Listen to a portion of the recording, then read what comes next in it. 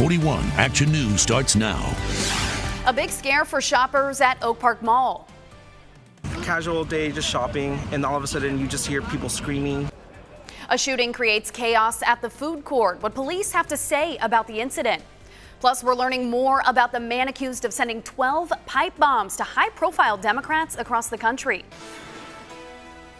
Developing this morning, police are looking for a suspect in a shooting at Oak Park Mall. It happened late last night, about an hour before closing time. This is video from inside the mall at the time of the shooting. You can see people were running and scrambling, trying to hide.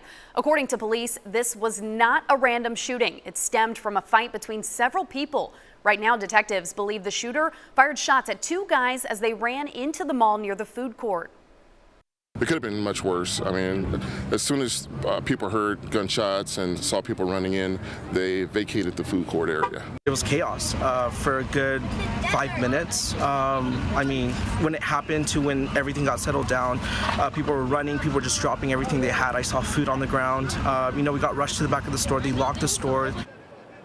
Police did find blood inside the food court, which leads them to believe someone was injured, but no victim has been found. Right now, there are no suspects in custody, but police are looking for a red pickup truck that was seen leaving the area right after the shooting.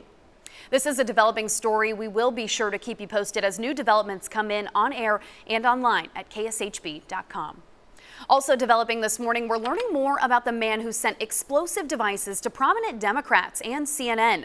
Investigators arrested 51-year-old Cesar Sayoc Friday after finding one of his fingerprints on one package. Officials tracked him down at an AutoZone in Florida. One woman who worked at a restaurant where Sayoc was a delivery driver says she knew he had problems. He told me more than once, Deborah, I like you as a manager, but I hate you for being a lesbian. And if I had complete autonomy, you and all of these other people would be eradicated. He suffered from certainly an identification issue as to who he was. He needed people to be impressed. He found a father in Trump. His cousin says Sayoc worked as a male dancer who took a lot of steroids. Since his arrest, investigators are finding a violent and obsessive history on his social media. Last night, the president addressed the suspicious packages at a rally in North Carolina.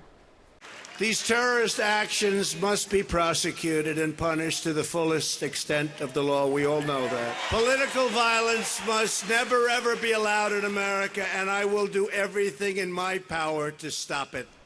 Video from last year shows the suspect at a rally for President Trump. The president has acknowledged the suspect is a Trump supporter, but says he bears no blame for the man's actions. In all, 13 packages have been mailed. Investigators say more could still be out there. Right now, hospital workers at Truman Medical Center need help identifying this woman. They say she showed up at Truman Medical Center Friday, but she's unable to tell doctors her name. If you know who she is, call Truman at 816-404-3230. Police need your help finding this missing man. They say Gregory Smith may be in need of medical attention. Smith was last seen Wednesday near 31st and Minnesota Avenue in KCK. Police say Smith drives a 2011 Hyundai Sonata with this license plate number. If you know where he is, call police. The ACLU is trying to open a second polling place in Dodge City, Kansas, just 10 days away from the midterm elections. Right now, the city only has one polling place for its 13,000 voters. But election officials changed that location to a place just outside city limits. Now the ACLU is seeking a court order to open an additional place to vote. It also accuses the election officials of sending newly registered voters the wrong location. Voters on both sides of the state line head to the polls on November 6th to see what's on your ballot. Head to kshb.com/yourvotecounts. Today, kids can get a special behind-the-scenes look at the Lenexa Public Works Department. It's part of their Halloween celebration. Kids can come decked out in their costumes, but it's not your usual trick-or-treating. 41 Action News reporter Jordan Betts is live to tell us more.